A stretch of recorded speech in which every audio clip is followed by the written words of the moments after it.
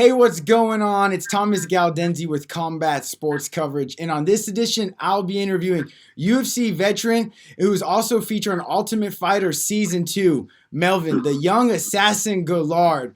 So, Melvin, tell me how you're doing dealing with this crazy time that we're living in this quarantine. Man, it's been pretty chill for me, man. You know, me and my girlfriend just here relaxing, chilling all the time. I've been moving around pretty much, here and there. I do a lot of bike riding. Today I went and ran the mountains with one of my teammates. So, I don't really try. I try not to sit still too much, man. I can't stand it. But it still felt like quarantine, though. I haven't been able to really do anything other than just train and I haven't even been able to see family, you know what I mean? So it's been kind of weird. It's just kind of messed up. But we just lost Auntie 4 days ago. We buried her today back in New Orleans, and I didn't even get to go home to the funeral because of the 14-day in, 14-day out quarantine. So it's all good though, man. I got to talk to my mom and my grandfather, so it's all good. I'm sorry to hear that about your family and everything. That's always hard. But I have been seeing you on social media. It does look like you're getting ready for some type of fight. It looks like you're training as much as possible in this quarantine times. We talked a little bit about it before we started recording. And just tell me a little bit about that. What does it seem like that you're starting to train for right now? Well, right now, Mr. Dave Philbin told me to stay ready. I could possibly be fighting June 20th with BKFC. And, I'm not sure if it's still going to be Dakota Cochran or not, but I was supposed to fight Dakota back in March 14th, but we got all the way to Wichita. Everybody showed up. We had post-fight interviews, pre-fight interviews. And then the next day or later that night, they canceled the show. So it ended up not happening. We knew that was going to happen. I'm not sure how they're going to run the fights now because everything's going to have to be probably virtual. People's going to have to log in or watch or stream it. I don't think now they're going to have fans in the audience for a while. So, I think it's kind of weird, but at the same time, I like it because when I was my first early couple of UFC fights, I was on the undercard, and that's how it used to be. Like, you'll be literally fighting with just your corner and maybe 5 or 6 fans in the crowd because nobody's in the arena yet. So, and it's quiet as a mouse. I love it like that. So for me, it'll probably take me back to my early UFC days. I mean, I'm okay with it. Oh, that's really cool. That's also that would be, to me, that sounds a little nuts fighting without a crowd. I would definitely need the cheers to help get me through it. But that's awesome that you could fight through that. And then you are a longtime UFC veteran. You have 24 fights with Zuffa with the company UFC. You fought some of the biggest names like Nate Diaz, Donald Cerrone, Jim Miller, Ross Pearsons, and the list goes on. Looking back at your amazing career, what is like one of your favoriteest and most memorable moments being inside the octagon? Man, I think my most favorite memorable moment would be when I hit Gabe Rudiger with the body shot and TKO'd him. I think that was it because I have the one and only TKO from body shot punch in the UFC. So I think that was the most memorable. But I do have a lot of other memorable fights. The Matt Danzig fight. That was memorable. I have quite a few, man. But I say the Gabe Rudiger fight was probably my most favorite. I remember that Gabe Rudiger fight like it was yesterday. You delivered that body shot, that straight two right to his gut and just crushed him. That was an epic fight. I'd say another good one, too, is the Rick Davis fight. That was a real good one. That was my very first pay-per-view. That was my first pay-per-view fight ever. That's awesome. And then you were also on a season, Ultimate Fighter Season 2 right here. I was a huge fan of this season. The DVD. Yeah, I got crazy, the DVDs, bro. man. It was such a good season. I made sure to pick it up back in the day. I was a huge fan of that show, because, man, I remember that fight between you and Josh Berkman right off the bat. The two I thought best guys, and many people thought were the best guys on the show. Had I not broken my hand in that fight, I would have continued because I broke his arm. I literally kicked him and folded his arm right over my leg. It was crazy. But I spent the next 7 weeks at a house across town from right next to Green Valley Ranch, and it was the wildest 7 weeks of my life, bro. Like, it was crazy. I think that was the moment I became a fighter / rock star, and I wish I would have never became a rock star. Oh, so that was like they kept you like basically kind of still in Vegas and everything? Well, yeah, because they made it seem like at the time that we left and went home. We didn't go home because they didn't want everybody to know who was off the show. So they kept us in quarantine at a house across Vegas. We had more freedoms though. So we partied at Green Valley Ranch every weekend and every night. You know what I mean? It was the craziest thing. There's some things I can't disclose in this conversation that happened, but there's a lot of crazy stuff happened in the I won't say 6 weeks because it was an 8 week show. I was on the show for 2 weeks. I was the first eliminated. So for the next 6 weeks, it was just nonstop partying, bro. Man, that's awesome. That's really cool too, because I do remember that was back in the earlier seasons when if you lost your fight, you would leave the season. So that's Right. funny. I had no idea about that. That's actually really cool to find out. Yeah, well, the season a few seasons in, they started recycling everybody back into the house because when you were getting rid of all the fighters, there was nobody left in the house for the TV show. So it made sense. But trapping a bunch of Neanderthal guys in a house for 8 weeks, and even when they lose, they got to just stay in that house with nothing to do. That's crazy. I would have went crazy, bro. That's funny. That's awesome. And then tell me, are you still close, or do you keep in contact with anyone else from season 2? That season featured so many top fighters like Rashad. Yeah, I mean, Evans. Rashad, Josh Berkman, I still talk to him. Joe Daddy Stevens is one of my best friends. We have the same judo coach. So yeah, there's a few handful of guys, but I found myself becoming friends and being able to meet a lot of big fighters in the UFC, man. So, I've been very blessed to be able to train at different places, different people. And right now I currently reside in Denver, Colorado. So I'm here full time now instead of Miami. I left Top Team years ago. But I've been up here with Genesis/Grudge. It used to be Grudge, but now it's Genesis. I've been with Jake for a while. I now train with A1 Boxing up here, because I do a lot of bare knuckle boxing now. So it's been pretty cool. I move around here and there. I try not to be stuck to one team anymore. I'm 37 now, and I'm at the point. Even in my middle of my career. I always wanted to train with different guys, get different styles. So right now, man, I move around here and there, but I have my main teammates that I have full time though.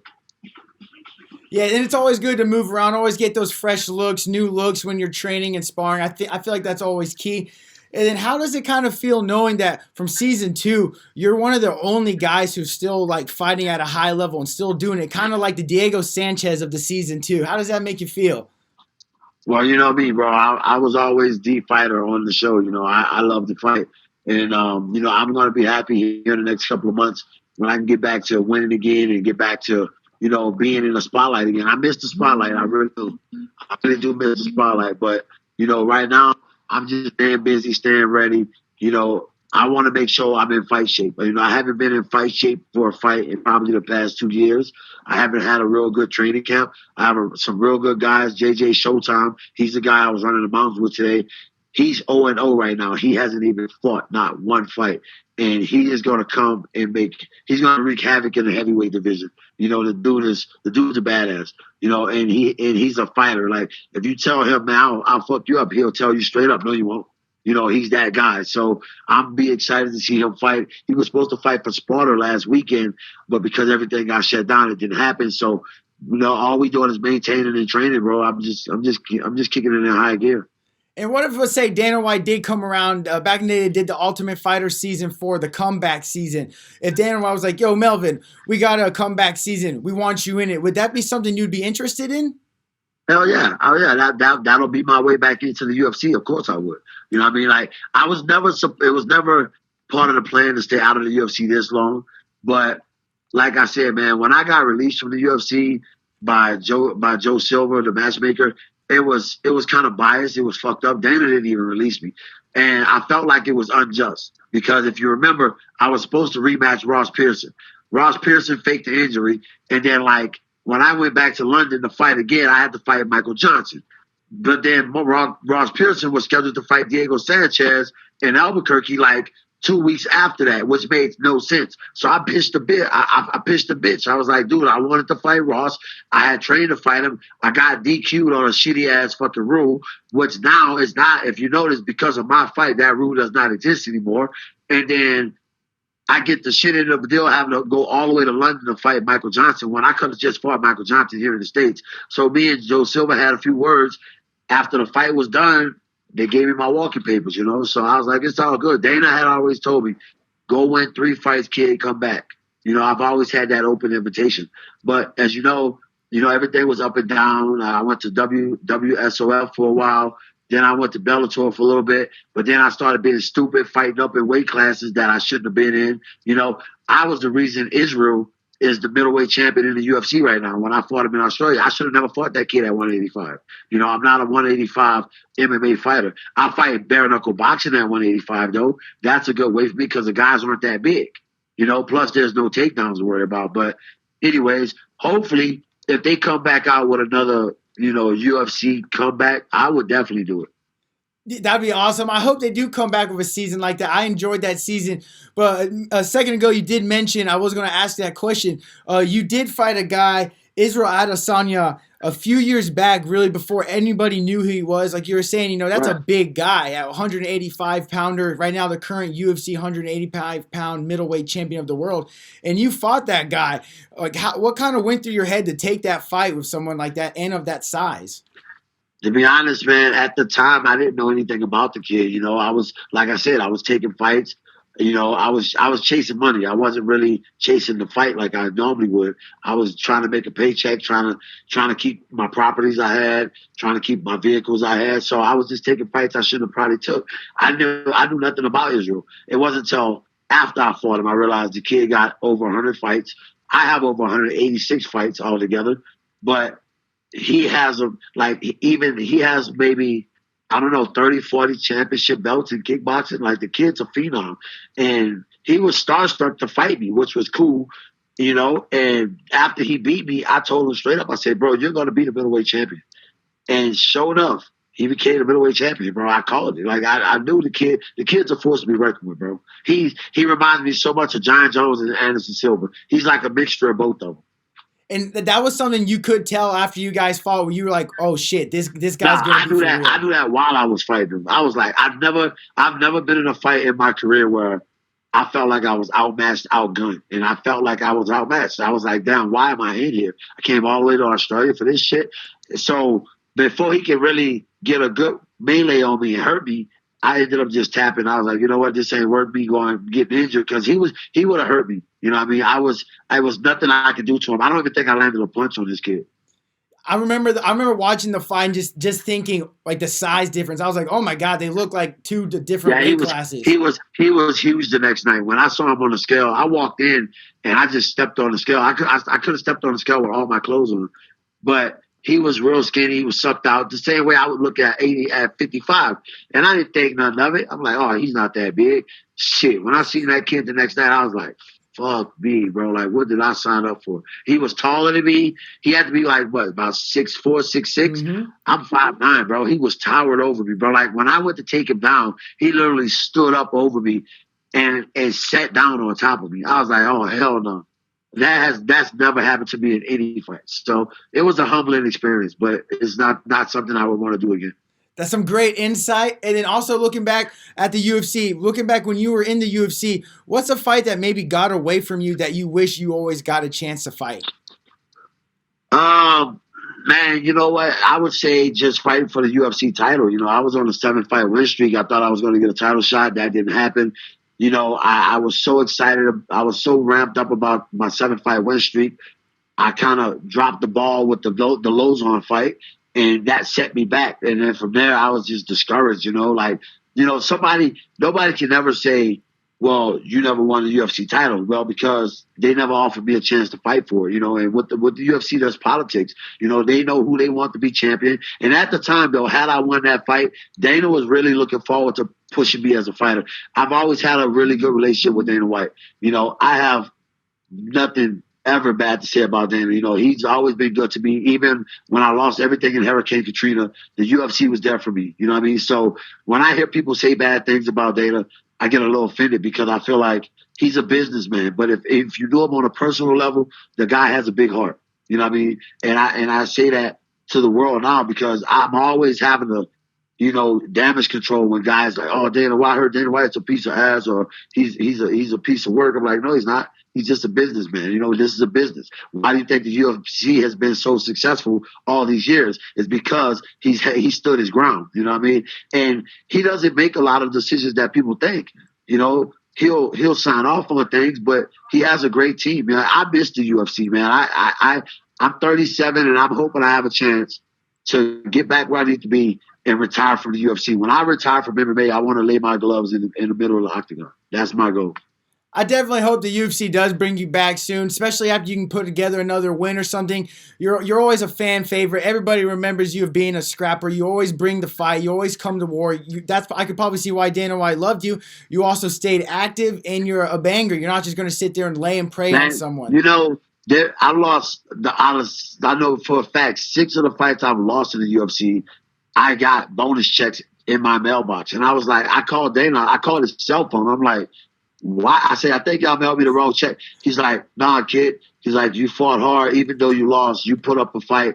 That's your money. I got 6 bonus checks for 6 fights that I know I lost. And it was crazy. Like, and I mean like $50,000 to $60,000 worth of money. And I was like, wow, thanks, bro. And that, like I said, Dana's always been good to me. I can only imagine all the other guys he's good to. So, you know, I would never say anything bad about the guy. I mean, he's an awesome person. He's not just a boss, but if he gets to know you and he likes you, you can become his friend. You know what I mean? And he's a good guy. He's definitely a good guy to have in your corner. Definitely. Man, I keep seeing you gotta move your hand. Is your hand swollen, or is that just from like all your bare knuckle boxing and just fighting experience? No.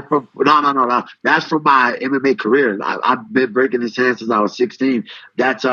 This is 14 breaks, 1 surgery.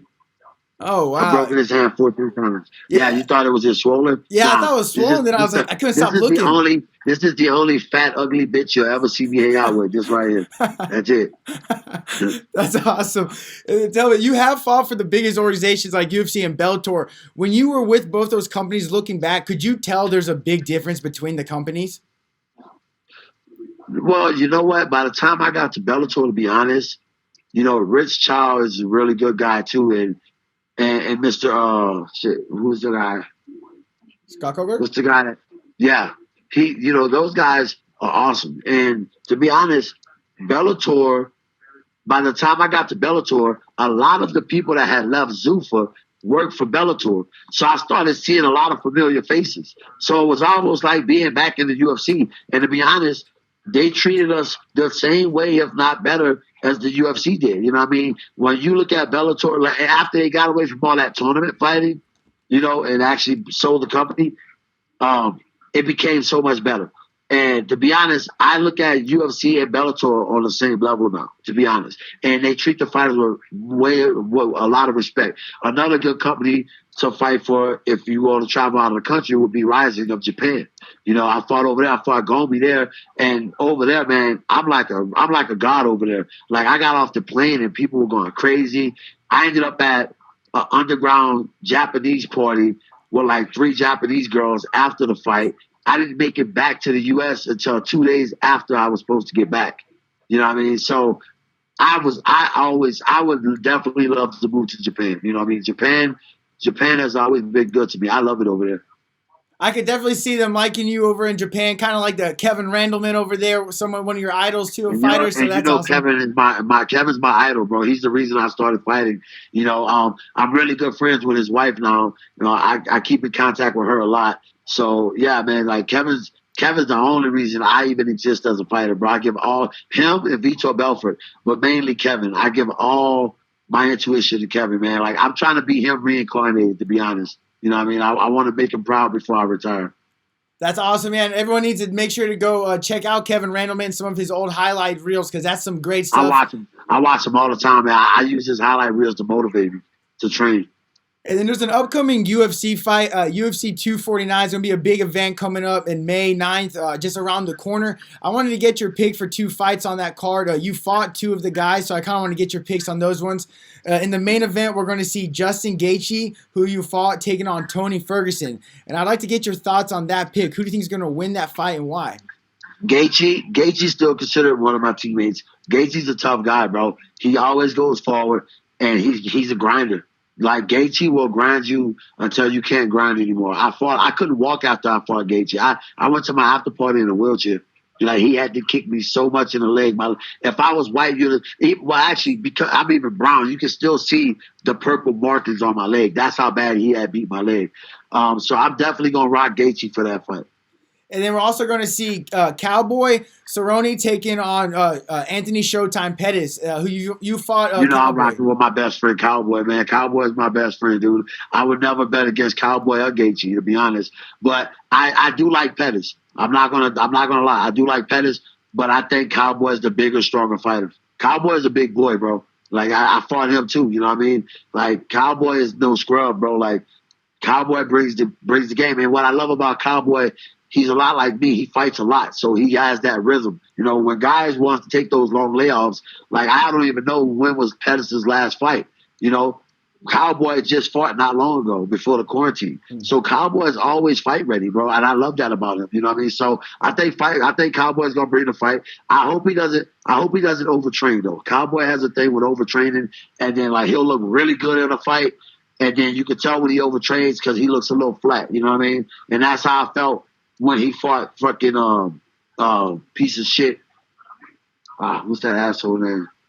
Conor McGregor. Yeah, Conor. You know, I was so pissed when he lost to Conor, man. Like I damn near shed a tear. I was like, fuck, I can't stand Conor McGregor, bro. And to be honest, if I ever get back to the UFC the way I need to, I would love to fight Conor. That would be I would love to see that. If I'm not even gonna lie, both you guys sitting there trading in the pocket, both you have one hit power. That would be an awesome fight. I'll knock Conor McGregor out, bro. My stand up game is vicious, bro. I'll fuck Conor McGregor up. I know I would. You know what I mean? And if he wanted to bring it to the wrestling or whatever, I got a black belt in judo and I've been wrestling my whole life. So I think that would be a good fight for Conor McGregor. You know what I mean? But that's why I say, man, like I want to get back to being in shape, being ready, and hopefully that might happen before I retire, man. And what say if you maybe couldn't get the Conor fight? What about maybe fighting his training partner Artem in bare knuckle boxing? That's another pretty big fight. I will fight anybody. Any and everybody that knows me know that. I'll fight anybody. Now, going forward, since these past 2 years have been real rough for me, now going forward, I'm in a positive state of mind. I have a new girlfriend. She's very supportive. She's been probably the biggest support of me being in this good vibe. You know, like I'm posting a lot. People are seeing me on social media a lot. And I give really a lot of the thanks to her because she keeps me in a very positive state of mind, you know what I mean? And she's a church going girl and I needed that. So for me, right now is the time where if it's time for me to fight a guy like Conor McGregor or anybody in the UFC or outside the UFC, right now is the time for me to do it. That's awesome, man. You're getting me fired up. I'm getting goosebumps hearing you talk about everything and seeing that you're focused and on track. They always say a good woman can always change, you know, a man. So that's always good. You know, happy to see that you're looking focused and ready to get back in there. And just before I let you go, you know, you got any last words to maybe any training partners or any sponsors out there? Man, the main company that I really want to push is Fan Archer. They're doing all my labels now. Like I took a page from Floyd, man. Floyd's always been a big inspiration to me. You know, I'm promoting myself. I'm wearing my own logo now. I just got this in yesterday. I got my new YA hat. I got some more clothing coming in. So all the fans out there, if you support my movement, the Young Assassin movement, go check out fanarcher.co and fanarch.com. Fanarch.com and go get some merch, man. Support the YA, man. And for all my fans that pick up merch and family members, I'm pushing my new product, my new line as family. It's built on family. So my thing is hashtag family strong. You know what I mean? And once I start gathering everybody up that's buying merch, I'm going to put everybody on the website. I just want to have a big collage of fans and family. So that's the way I want to end my career. You know what I mean? I want to end it on a high note, but I want to make it about my fans and my family. Yeah, I've seen the merchandise on your social media, on your Instagram. Right. It looks really nice. Everyone needs to make sure. So next time I talk to you better have a hat or a shirt on. Definitely. And I'll also make sure right now, everyone, if you look down, there's a link right now popping up. If you guys want to click that link, it will take you to the website so you guys can go check out the merchandise and hopefully get some orders in there because it is some really cool stuff. Thanks, man. I appreciate it. Yeah, and thank you again, man, for giving me some of your time. I'm a huge fan. I can't wait to see you move forward, and I love the positive energy you have right now going, and keep it going, and go get that win. Thanks, buddy. I appreciate it, man. Please hit that like and subscribe button below and make sure to follow us on all your social media accounts. Well, until next time, my friends.